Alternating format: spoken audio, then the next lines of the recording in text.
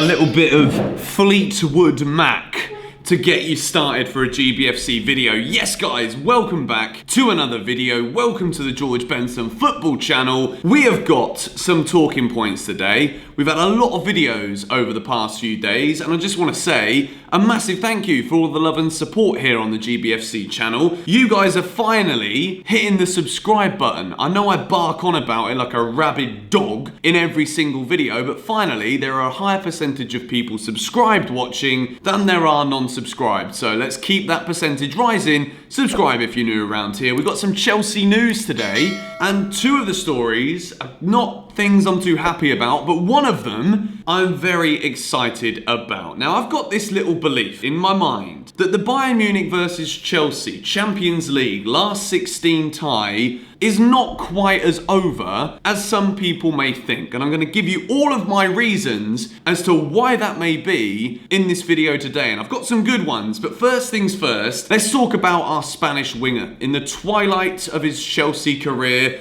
As my good friend Jan would say, the autumn of his Chelsea career. The leaves are changing colour, and apparently Pedro's ready to trade the dark blue of West London for the nice orangey tones or purpley tones of Rome, Italy, beautiful place. Pedro's on his way there. We all knew that Pedro was going to leave. I can see you saying it in the comments section now. The problem is Pedro is unwilling to sign any contract extension at Chelsea right now, according to Simon Johnson from The Athletic, because he's worried that it could hinder the progression of his move to Roma. This could leave Chelsea with a bit of a predicament between now and the end of the season. Even though the signing of Havertz Ziyech is confirmed, he's not going to be eligible to play for Chelsea in the Premier League come the 1st of July when he becomes a Chelsea player. So in terms of wing options, we've got Hudson-Odoi, who keeps picking up little injuries. Without Pedro to choose from, Chelsea may well be looking ever so slightly lightweight in those positions. Maybe Frank has got something up his sleeve. I have heard on the grapevine that Ruben Loftus-Cheek has been playing in more of a wider role in training and in the training matches. So if this is the case, maybe we could see Ruben in a Pedro-esque role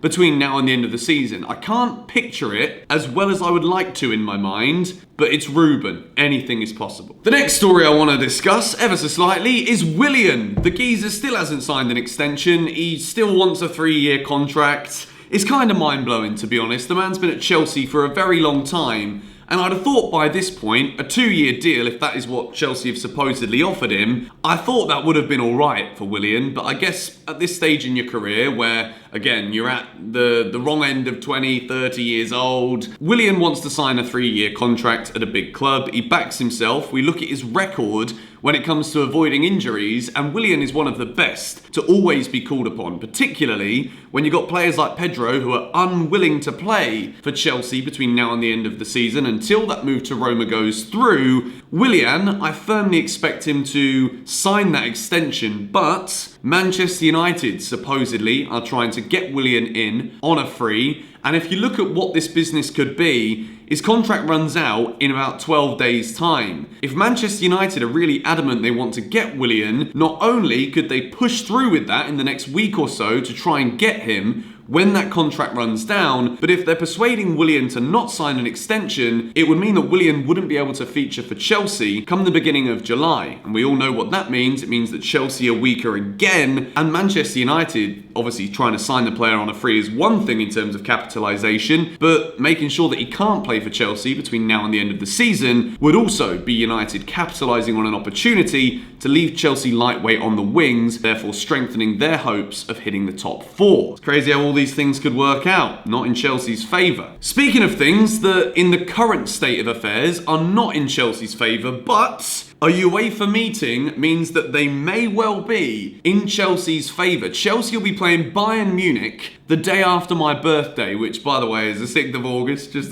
putting that one out there for you all. I'm not expecting you to buy me anything, but at least turn up on the GBFC channel and watch the video that I posted on my birthday. Chelsea-Bayern. We lost 3-0 at Stamford Bridge. It was a whitewash, as many people say. Most of the world in football think that it's over, but we don't deal with that kind of currency here on the George Benson football channel. We only deal in optimism. We deal with excitement. We deal with logical reasoning behind things that the majority of people people may consider crazy. That is how you differentiate yourself in this world. Facts. Philosophy, preaching. So why do I have this optimism that Chelsea may well be able to beat Bayern Munich in their own backyard again by an excessive scoreline? Well, the UEFA meeting is going to be to discuss whether or not new signings will be able to play in the Champions League mini-tournament being held in Lisbon and in the last 16 matches that still need to be completed. Chelsea versus Bayern Munich on the 7th. As of right now, Hakim Ziyech and Timo Werner will not be eligible to play for Chelsea in those games. However, the UEFA meeting is being hosted today, I believe, and hopefully, as a result of this meeting, players like Hakim Ziyech and Timo Werner will be able to play for Chelsea when the Champions League returns. Whether I agree with this or not, I think because I'm coming from a blue-tinted glasses Chelsea bias perspective, obviously I want this to be the case. However, realistically, I don't think players that are signed for the new season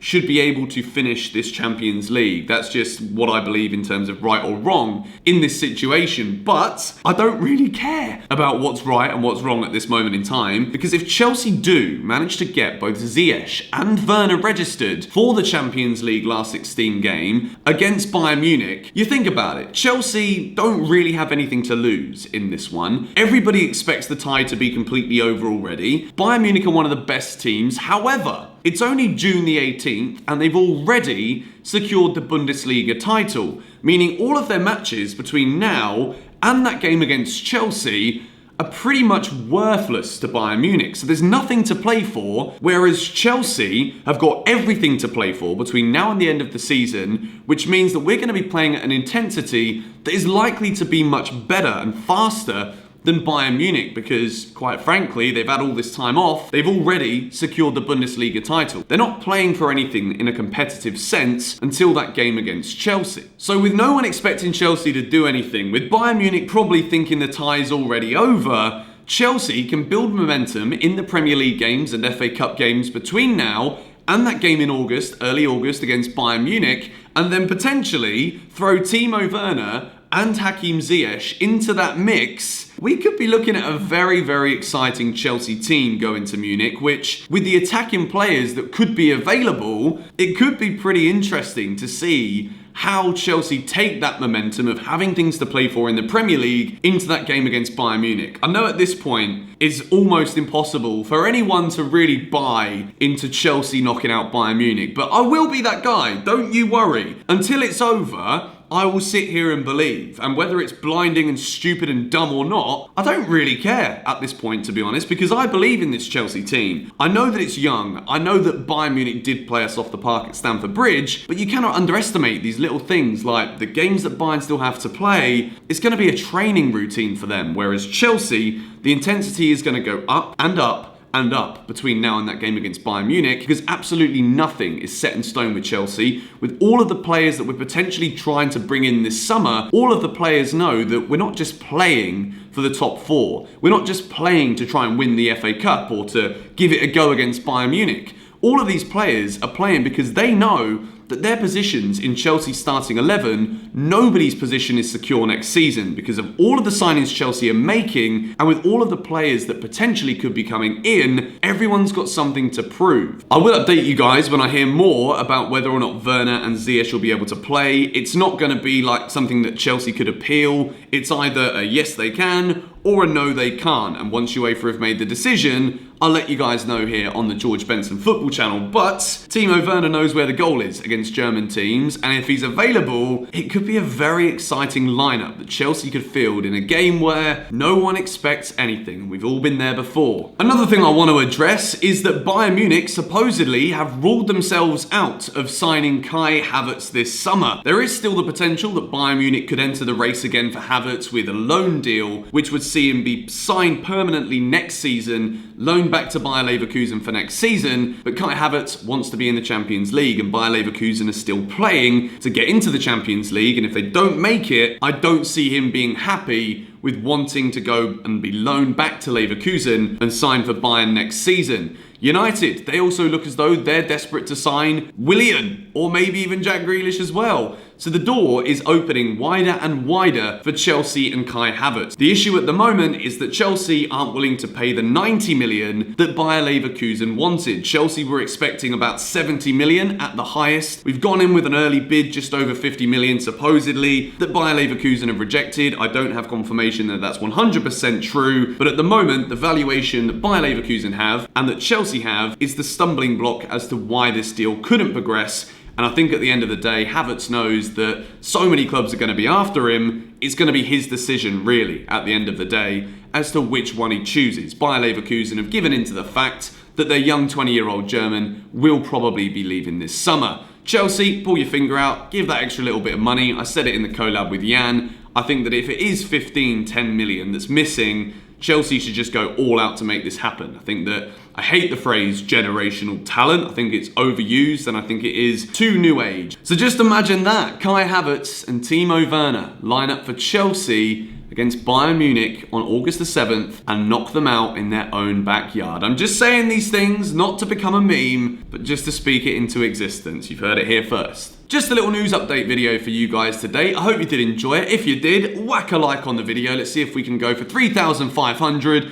I know you guys can absolutely smash it. The love recently has been incredible, so a big thank you for that. Stay tuned for new videos every single day, and I'm going on a shopping trip after this because I want to buy a new HD webcam and a new microphone for live streaming between Chelsea and Aston Villa. So make sure that you've got yourself ready because Aston Villa Chelsea will be streaming reactions and commentary live on the GBFC channel. Subscribe not to miss it. I'll see you all later. Bye-bye.